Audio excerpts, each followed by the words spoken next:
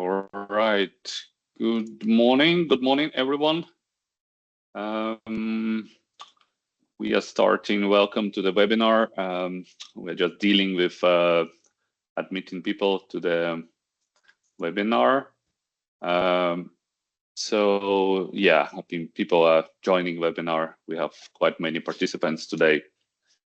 Yeah, so I will first couple of minutes I will speak about the plan for today's webinar. So this will allow some people to join and no one will miss anything important.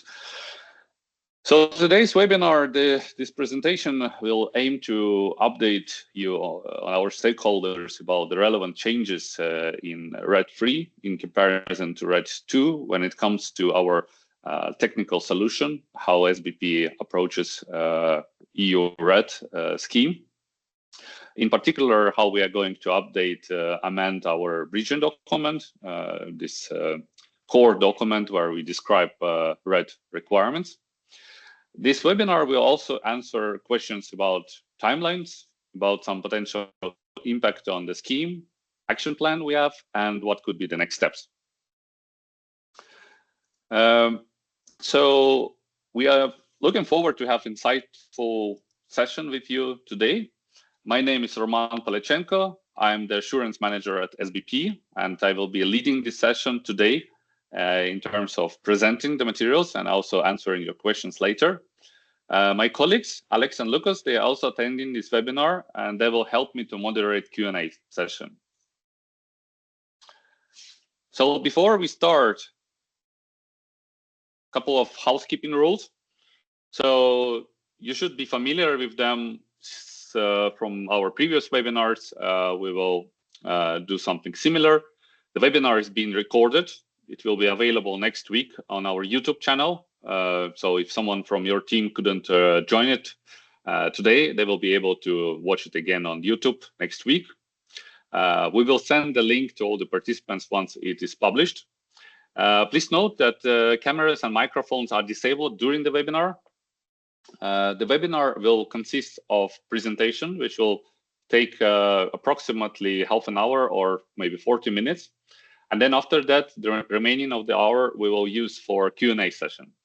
In order to use the Q&A session, you need to find in your screen, you need to find a tab which is called Q&A, and then use it for posting your questions. You will see that there are other tab which is called chat. So please don't use chat tab and only use Q&A. In Q&A, you will be submitting your questions. My team will moderate those questions, publish them, and once we get to this Q&A section of the webinar, we'll start taking them one by one. So what could be today's objectives? We will provide information update about where we are with REDIII solution in terms of timeline and action plan. So everyone is aware that the deadline, at least for member states to transpose REDIII into the local legislation, is approaching fast, and everyone is interested to know what we are doing about it. Then we will provide draft details about planned revision of our normative framework. And then we will respond to the questions and prepare for the rollout of this solution in Q2. So in this webinar, we will remind you about the background of this project, of this work. We will then present an estimated timeline. When do we think things will get published and rolled out? We will provide you a summary of planned revisions in normative documents. That's very important that at this stage, I will tell you a little bit more, but our documents are not yet final. You probably noticed that we haven't published our updated region document. We are still working on that, and I will explain why it is taking so much time and when we expect to publish it. So then we will also inform you about some questions which we are still cannot answer, which are open, and where we are waiting for some clarifications from the European Commission or from member states. And we will also present you a more detailed action plan for the coming months, where we estimate things to start happening. And as I already explained, we'll have a Q&A session at the end of the webinar. So let me start with some basic background facts related to this project at SBP. We have a strategic objective to obtain and hold all relevant regulatory approvals, and this also includes REDIII. The EU RED compliance remains mandatory for all certificate holders when they will start using SBP standards version 2. And that is why it is important for all certificate holders to be up to date with this development. As a disclaimer, we would also like to remind everyone that specific requirements are defined by the European Commission and not SBP itself. So when you see something in the bridging document, when you see a certain document published for RED, then please know that this is not something developed by the Secretariat. The terms or the specific legal text, this is all developed by the European Commission, and then our normative documents are developed under the review and supervision of the external service provider used by the European Commission to assess voluntary schemes.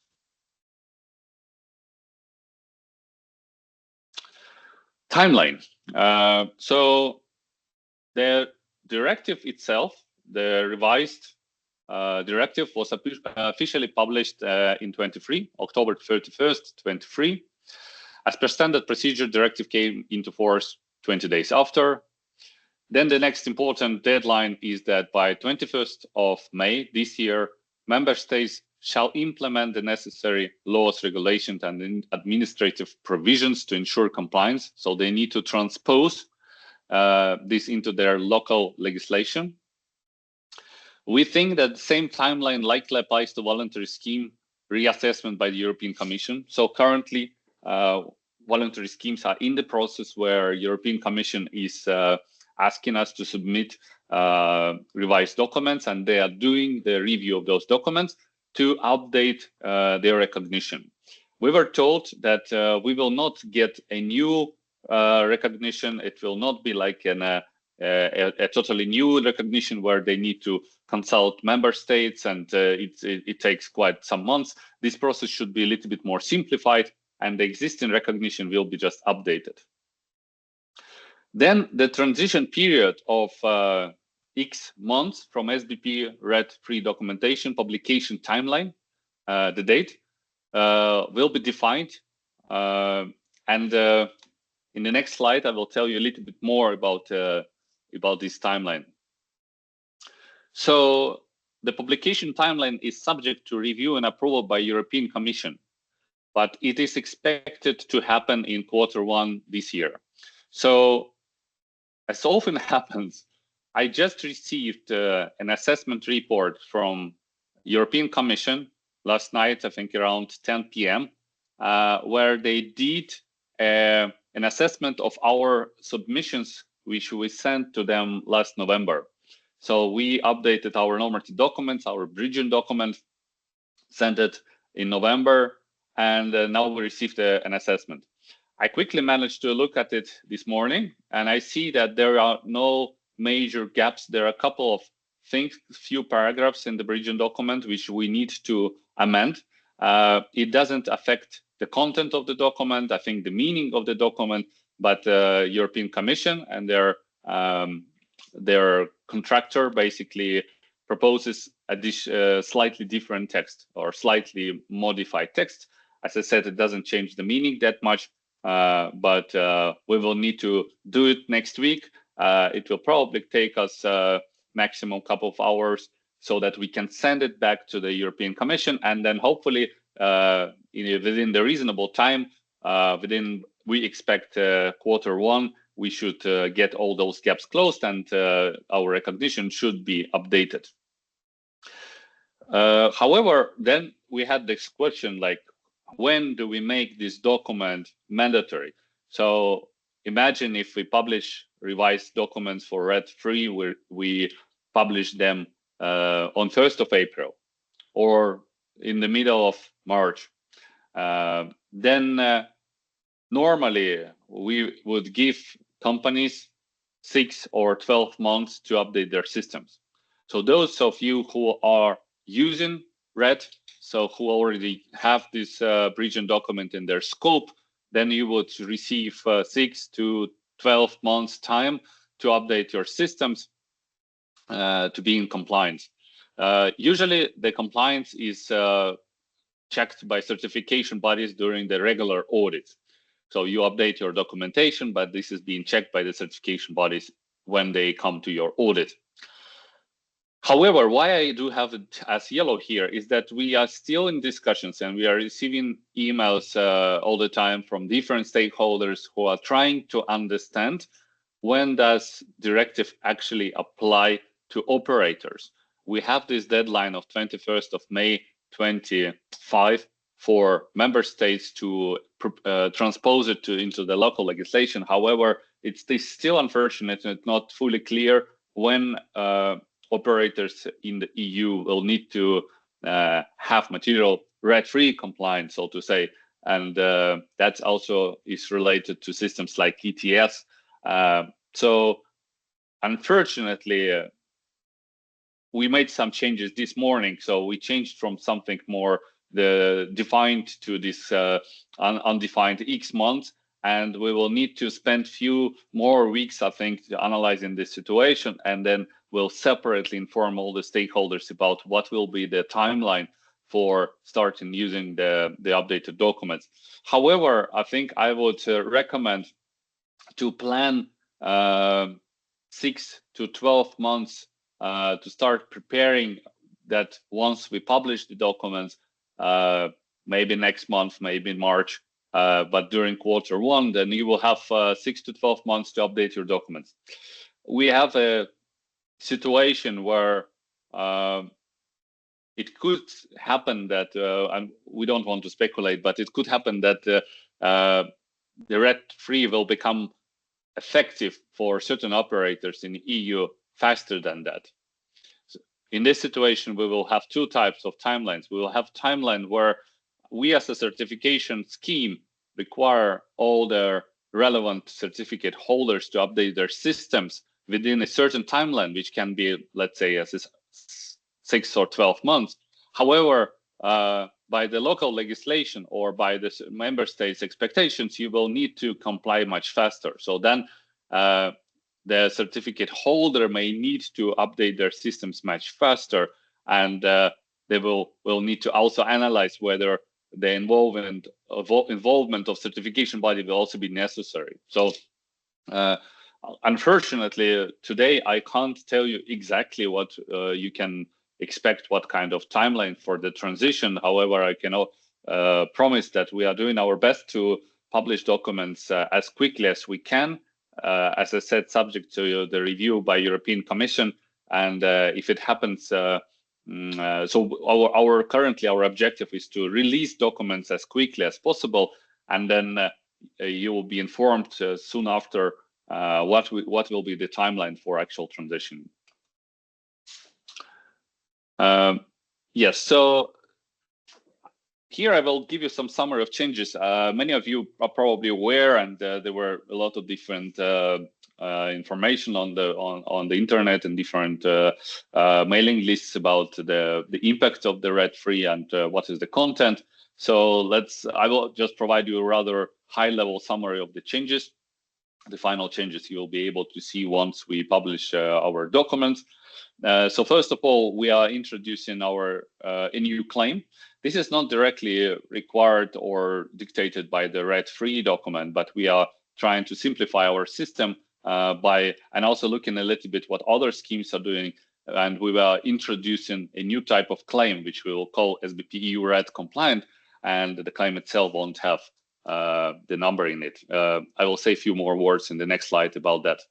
Then second, and probably most impactful change is that sustainable harvest criteria has been revised, and there were so-called no-go areas introduced. Again, I will say a few more words about that in the next slides. There are some rather minor changes. Someone could argue that for the end users, the changes could be not that minor, but for us as a scheme to update our documents, that is quite straightforward. So we need to update instruction document 6D. This is a greenhouse gas methodology document. by adding slightly revised emission savings threshold and timelines. And then finally, what is important, of course, is that there are new concepts called principle of cascading use of biomass. However, this is subject to further clarifications from European Commission and member states. I will have a couple of slides about that as well, and we'll tell where we are in terms of that. So let's take those changes one by one. So the new EU RED claim. Now the new claim will be called SBP EU RED compliant. So we are adding EU to the claim name. We see that other schemes are using the same. I think it's quite common. Then we are removing digits letters from the claim, so it will not refer to REDIII or REDIII. It will be just RED. So the actual version of the document can be seen under the certificate scope. So when certificates will be updated, then you will be able to see, you go to our website, you will see under certificate scope which bridging document is being used. So based on the version of the bridging document, you can then recognize whether it's REDIII or REDIII. We also think that mixing of REDIII and REDIII will not be an issue, as we will introduce this generic claim. And we are also expecting EU to allow a smooth transition where there will be simultaneously REDIII and REDIII claims on the market, and that it will not be that critical to actually distinguish those, or definitely not to segregate them, because they will be both kind of compliant. We think that like the deadline may be more relevant for greenhouse gas emission saving thresholds. So like this will be like a stricter requirement for end users when to start using new thresholds. But these two claims, REDIII and REDIII, can be used simultaneously. And that's why I think like we got this inspiration from other schemes where they also don't specify the version of the RED, so they all mostly have EU RED compliant or EU RED. So like when other schemes moved from RED 1 to RED 3, or sorry, RED 2, they didn't kind of specify it in the claim itself. So I think that that should make the things a little bit easier. Then let's look at this amended sustainability criteria for forest biomass. First of all, there is a greater alignment with agricultural biomass. The criteria for forest biomass have been strengthened to match those applied to agricultural biomass, including the establishment of similar no-go areas. Secondly, the introduction of no-go areas includes primary forests, old-growth forests, highly biodiverse grassland, and heathlands, all of which are now designated as restricted areas for forest biomass sourcing. The third is that there are some compliance with harvesting thresholds, so the biomass harvesting must adhere to country-specific thresholds related to clear cutting, deadwood retention, and ecological guidelines. And then finally, a strong focus on minimizing adverse impact is introduced, that the logging activities should be conducted in a way that prevents soil degradation and protects biodiversity and habitats. So the final text will be included in the bridging document. And as you know, in SBP, we work for the risk-based approach. So the certain risk assessments or source and management systems, if you use level B, will need to be updated by adding these additional criteria. Just some examples of changes, how they will look like in the bridging document. So here, for example, we introduced a new sustainability criteria. Primary forests and old growth forests are now explicitly defined as no-go areas under Article 29, paragraph 3 and A. This means that harvesting in these areas is strictly prohibited and should not be interpreted as, or should be interpreted as, an absolute restriction. So so these updates strengthen sustainability safeguards, and they ensure greater protection for biodiversity and ecosystems. And of course, we foresee that these new requirements will have quite significant impact on the supply chains. Now let's go over the list of documents what will undergo the revision. So first of all, SBP EU REDIII bridging instruction document will be updated. This is the main document. We will update sustainability criteria. We will introduce some new terminology. We will update our glossary there, and we will update the claim as I just explained. Then we have another document which is called SBP EU REDIII principles. So this document has very minor changes. I mean, I think they are related to the updating the reference to REDIII III instead of REDIII II. Then we will need to update certification body REDIII audit report template. So this is the document which certification bodies need to use for their audits to document audit process against REDIII. This document has been updated by us, submitted to the European Commission, and once it is approved, we will share it with certification bodies so that they can update their systems. And lastly, but very important, is that SBP regional risk assessments will need to be revised.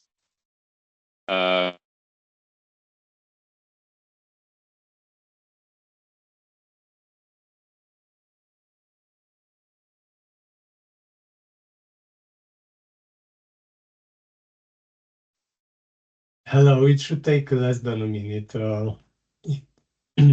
I think Roman has an update on the internet wireless connection.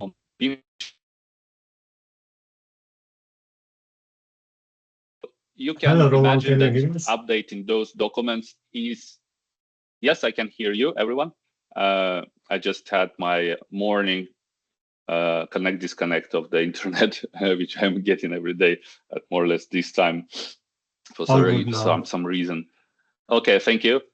So regional risk assessments, will require, of course, quite significant effort.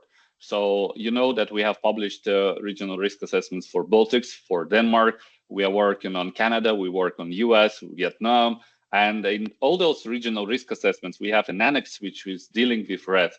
So these annexes will need to be updated. So of course, that means that we don't need to update the whole regional risk assessment, just those annexes, but that also takes quite some time. So that's one aspect or one kind of component in this whole transition and timeline, which is a little bit unknown. We are doing our best. I think Alex has engaged with the working bodies, and we are engaging some experts to start this update already now. And we, of course, will try to deliver those updated RRAs as soon as possible. In those countries where there is no regional risk assessment, then companies will need to use level B as it is happening today. Then next, let's discuss the REDIII III application threshold and its applications. So the threshold has been lowered. The minimal threshold for applying Union sustainability and greenhouse gas emissions criteria to solid biomass fuels has been reduced from 20 megawatts to 7.5 megawatts. That will increase demand for REDIII certified biomass. So this change shall lead to higher demand for biomass that meets REDIII requirements.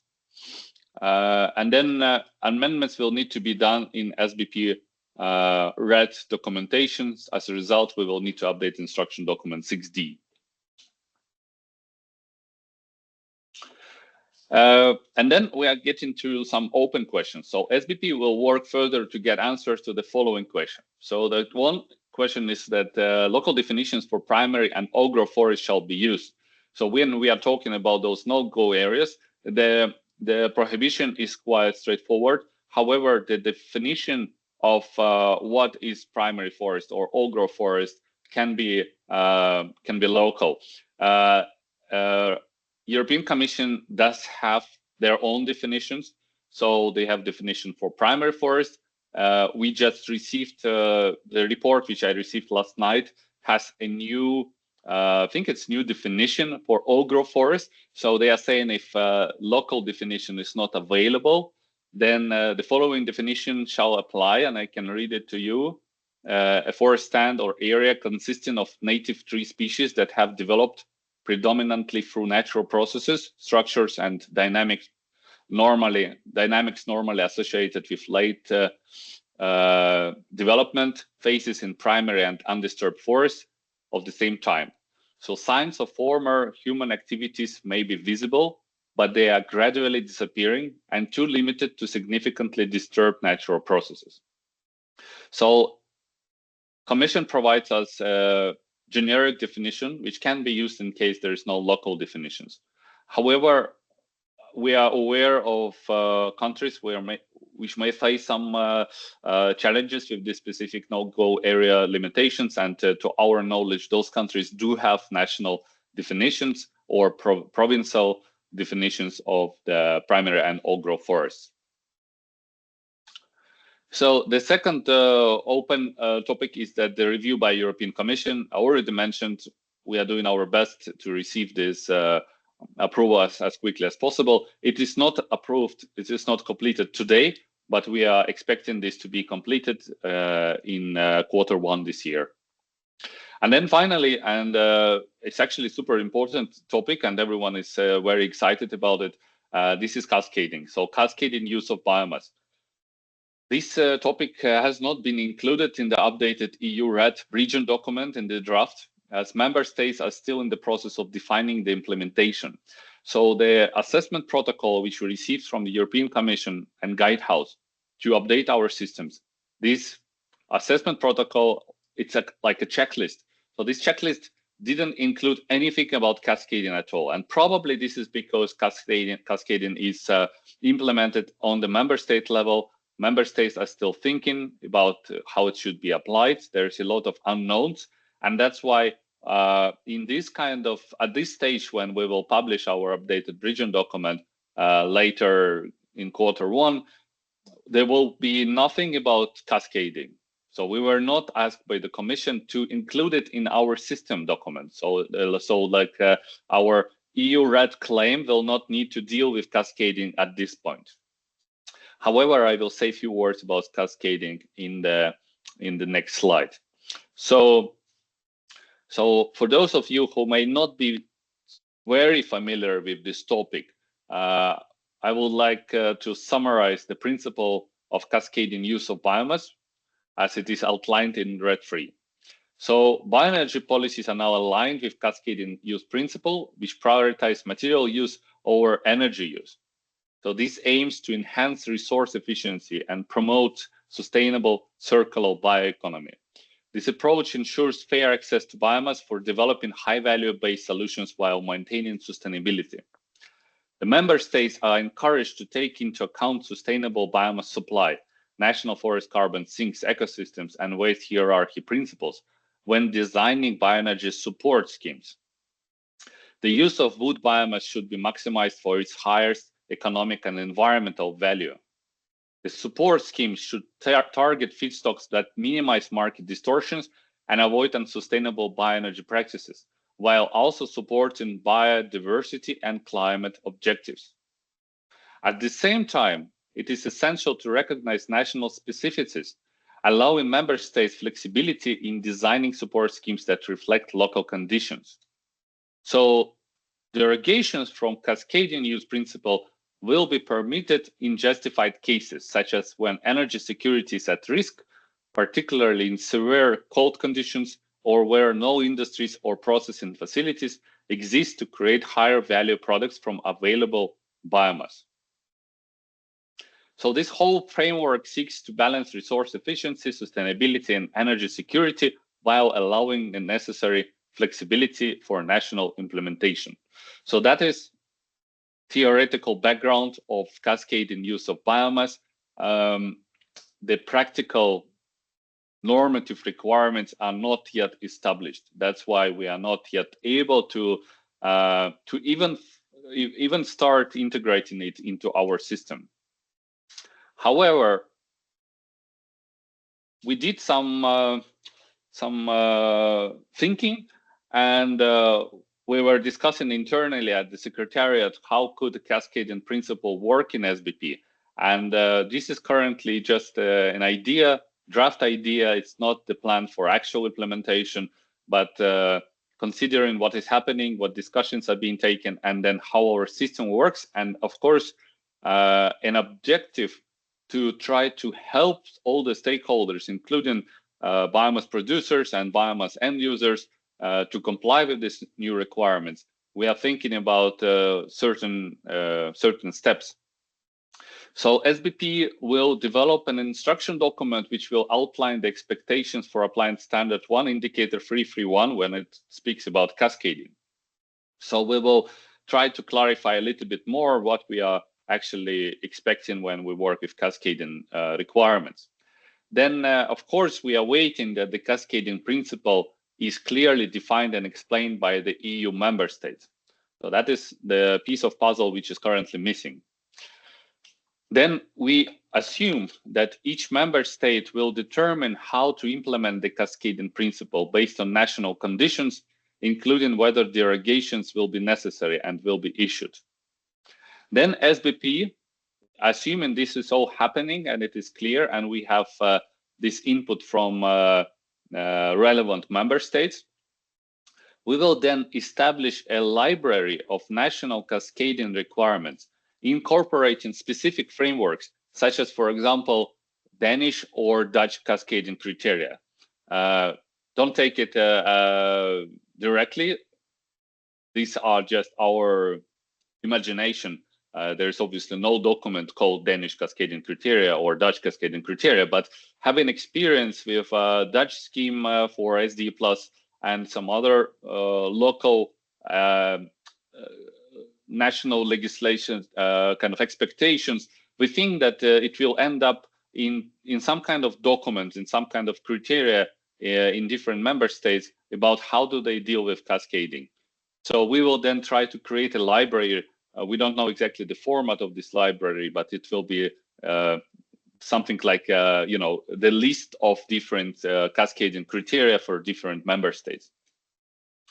Then we think that these national cascading criteria can be integrated into the SBP regional risk assessments through amendments to the EU REDIII annexes, ensuring that risk assessments align with cascading rules.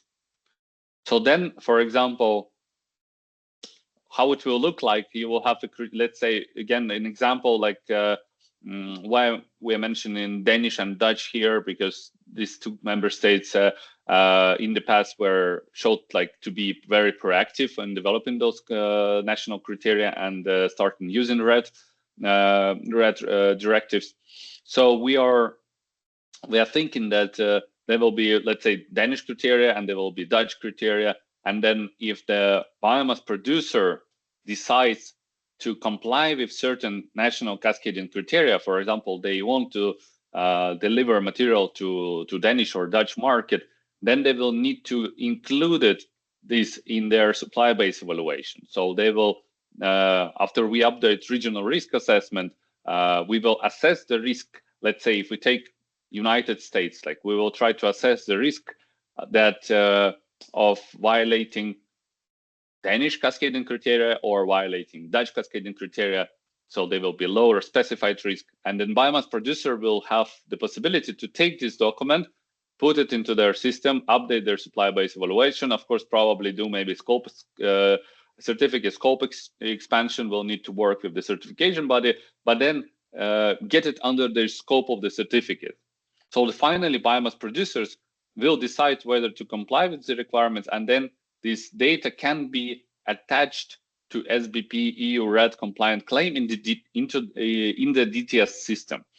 So, as I explained, this is whole totally draft. We don't have yet complete technical implementation. We don't have yet details how it will be actually included, whether it will be included in DTS or there should be some other mechanism. But since there is a lot of uncertainty, we tried to do this thinking exercise and to try to imagine how we could integrate it into our system, into SBP system, to help biomass producers to comply with those requirements and to use benefits and functionality of our platforms, such as DTS and audit portal. And then my next slide, before we move to the Q&A, let's review the next steps in the revised EU REDIII implementation timeline. So first of all, last year in November, we submitted revised draft documents to the Commission. This step is already completed. We were waiting for the feedback. Now, European Commission has sent us a document, an assessment report with their review just yesterday, as I mentioned. And we are now can work further on amending our documents. As I said, we are expecting this to be done next week. So by the end of next week, we are planning to send our slightly amended documents back to the European Commission and wait for the final review and the decision. Then, so assuming this is happening within a couple of months, we will be publishing revised EU REDIII requirements. We will publish bridging document. We will publish other related documents.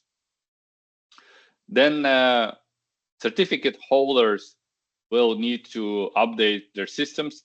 I still have I have 6 months here on the slide. However, as I mentioned before, it is not yet decided. So please don't take it as we can mark it as yellow still.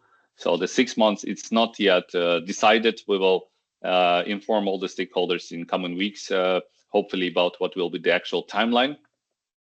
And then all the certificate holders will be audited during their surveillance audit. So again, we are trying to find a way, find a solution how to minimize the additional burden on certification bodies to do this extra audit, because we are totally aware that this year it will be very challenging for both certificate holders and certification bodies to complete transition to our standards version 2. We have our deadline in November this year. People are fully kind of overloaded. They're busy. Auditors are doing the job. Companies are updating their systems to transition to new standards. And of course, we wouldn't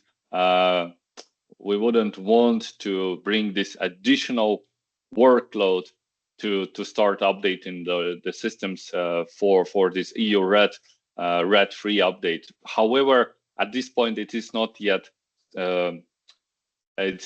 agreed. So please stay tuned, and you will be getting additional information about the timeline, about the transition requirements from us. I think in coming weeks.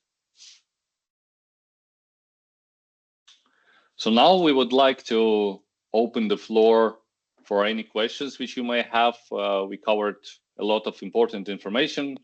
Of course, as always, this is what happens when you work with those with RED or EUDR. There is a lot of unknowns, and we are trying, every day to get additional information and try to adapt and update our systems, and also trying to keep our stakeholders informed. So please now feel free to drop your questions to the Q&A, and my colleagues will help me with that. Don't hesitate. Of course, I mean, this is not your last chance to ask questions. You can also send your questions by email. You can watch this recording later again, and if you have additional questions, you can send us questions later. But yeah, let me look at the questions which we have in the Q&A, and I will try to answer them. So the first question. So the SBP certificate holders must be REDIII compliant by November this year. But how does today's update affect this decision? Does this mean after November 25, certificate holders could be either REDIII or REDIII compliant? Yes, that is interesting. Very good question. So that's what we are saying. The Standards Committee has made a strategic decision a couple of years ago that when companies are using standards version 2, they need to also be EU RED compliant. At that time, of course, we had just REDIII when the decision was made, but then it was, of course, assumed that once REDIII is out, then that will just continue to be a requirement. So, however, it is true that if we end up with two types of timelines, so if we end up with having November for standards version 2, and then we have REDIII updated documents with a timeline of 12 months starting from March, then effectively we will have REDIII timeline later than November. And I think that will create a situation where we'll have certificates. Everyone will transition to standards version 2. However, some of them will have REDIII in their scope, and some will, for a few more months, will probably still have yes, some will have already REDIII, and some will still have REDIII. All right, then next question is, while there are RIs being updated, is it possible to stick to the current risk conclusions? Yes, so current risk conclusions. So basically what is happening, I don't know if I understand the question correctly, but what is currently happening with this update is that we introduce new criteria. REDIII criteria didn't exist before. The current RRAs didn't exist in the RA so far, so that I don't see that there is any current risk conclusions, so that companies will need just to wait for us to update those regional risk assessments. They will see the risk conclusions there. So risk conclusions for new criteria such as no-go areas, few maybe other additional criteria, then they will need to update their supply-based evaluation systems and implement mitigation measures and so on.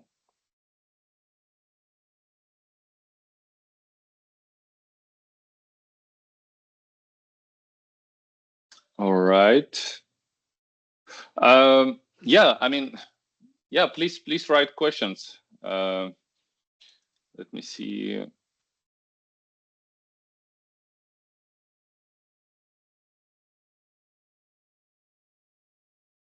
Yeah, so yeah, there's just, I see from the Q&A section, there's clarification. Indeed, I mean, like, our assumption is that by the end of transition to REDIII, everyone, all the certificate holders will need to be also REDIII compliant. So that's interesting that, you know, in November, all SBP certificate holders will need to be compliant with new SBP standards version 2. But then I mean, that's again subject to the final timeline, which we haven't yet decided. But imagine if that will be 12 months, then indeed, if we publish our document, let's say on 1st of April, that means that it will give like 3 extra months or something, like by the end of February 26, everyone will need to be also REDIII compliant.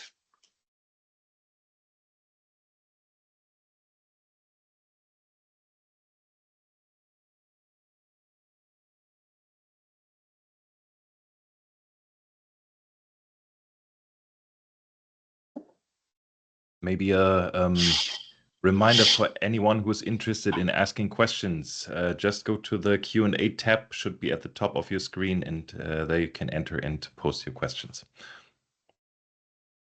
Yes. We are trying to do it this way so that we keep questions recorded. So that's why we are asking people to type questions, not to ask them verbally, but to type the questions, because we will use those questions in our Q&A documents.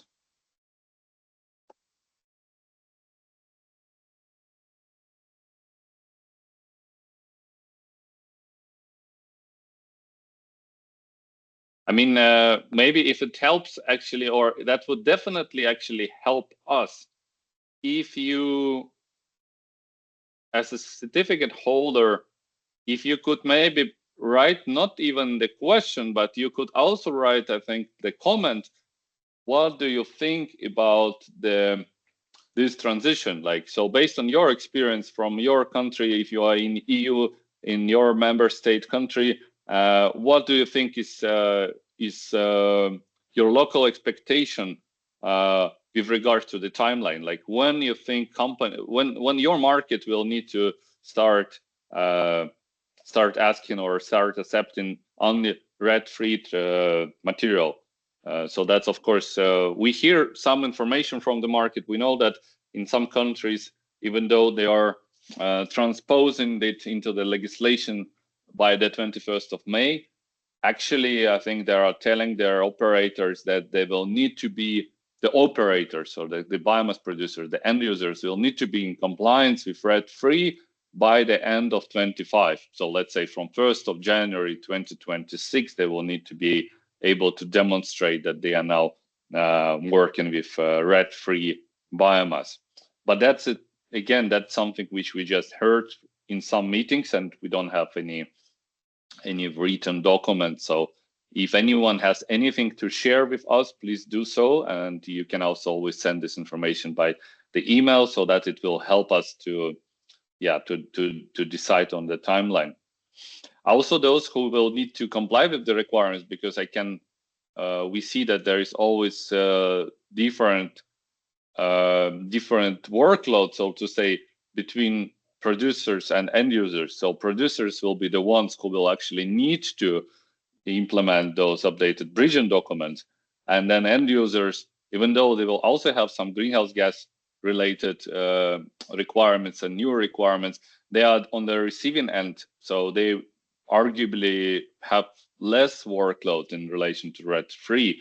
So then, of course, like, it's very important for us to hear from the producer side about the necessary transition. And although, of course, we will also need to listen to regulators and what European Commission is saying, we will try to consider that.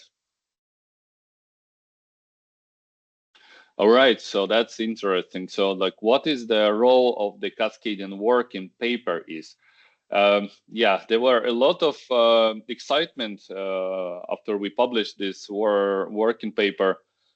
So the working paper, the main purpose was to inform the stakeholders about about this cascading principle of cascading use of biomass. For many, this was new.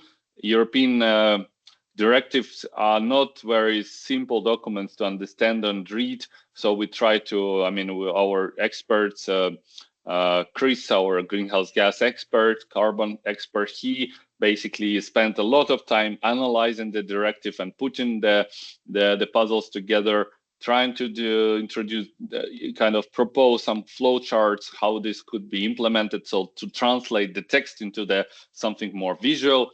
And then I think we are expecting that this might trigger discussions between the member states and between different stakeholders on actual implementation of the cascading.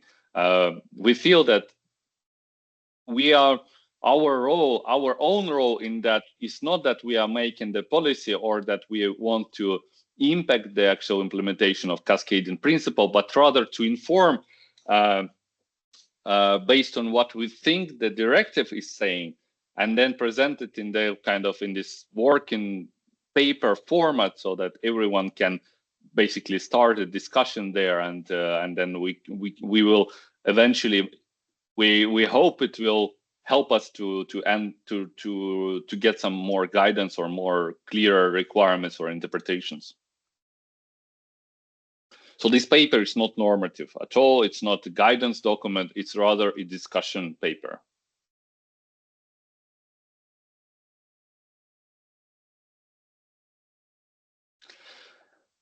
All right, so the Netherlands are saying they will need red-free from 1st of January 26 for new verification protocol and ETS. That is good. Of course, that is very good, and which tells us that we probably don't need to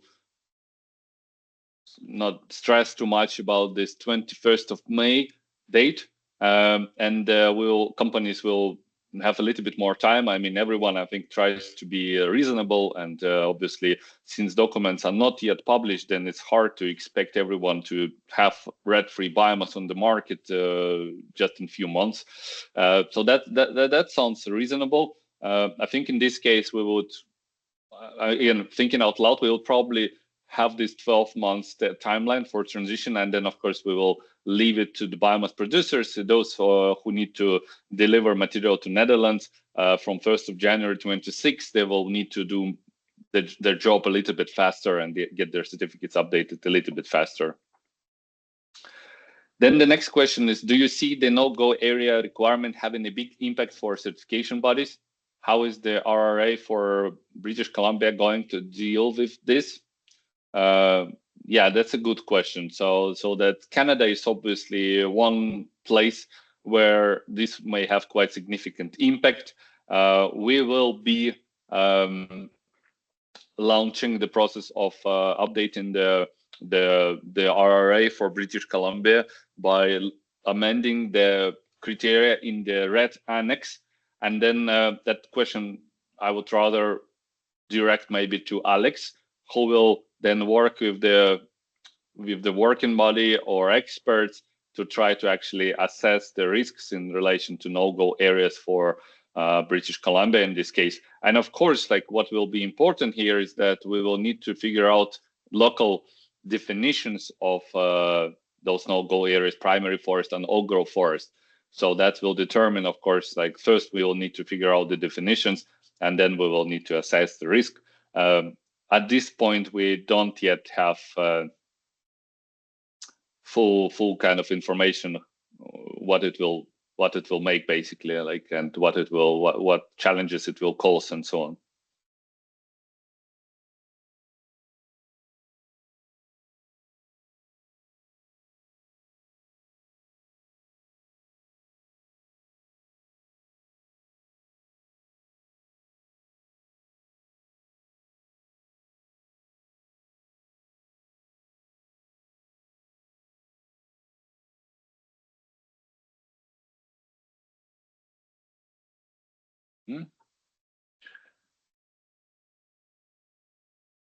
We have few more minutes, so please do write your questions. Maybe worth mentioning is that once we have our documents reviewed and approved by the European Commission, we will analyze whether there is a need for another quick webinar. So let's say it is possible that we will plan something later this year. For example, in March, we can have another short webinar where we will present the final versions, and maybe by then we'll have more details about the transition timelines, and we'll be able also, of course, to present specific text from the bridging document, and our stakeholders will also have a chance to read those documents, and maybe, yeah, kind of that will inspire them to ask some specific questions next time.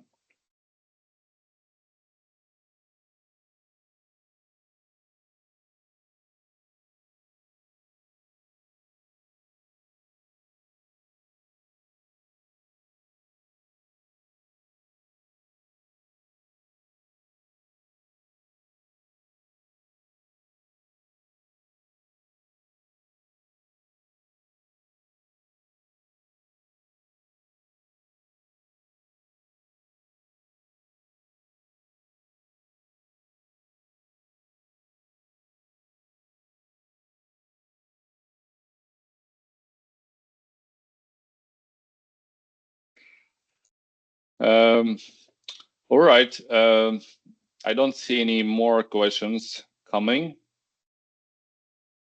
Later today, we have another webinar. So that will be the same topic, the same content, but just for the different time zone for those in Americas, South America, North America time zones. So we'll repeat the same materials and inform stakeholders in those regions and collect the Q&As. We will then publish webinars next week as I promised, and we will see whether those questions asked today will end up in some kind of Q&A document or in some other communication to our stakeholders. So then. Right. Yeah. Thank you everyone for taking time to participate, for joining our webinar. We'll be closing it now, and stay tuned for more information from us, which we send through our informative bulletins. Visit our website, follow us on LinkedIn, because this is the place where we also post different information. And then, of course, YouTube channel, the webinars will be there. So thank you, everyone, and have a good day.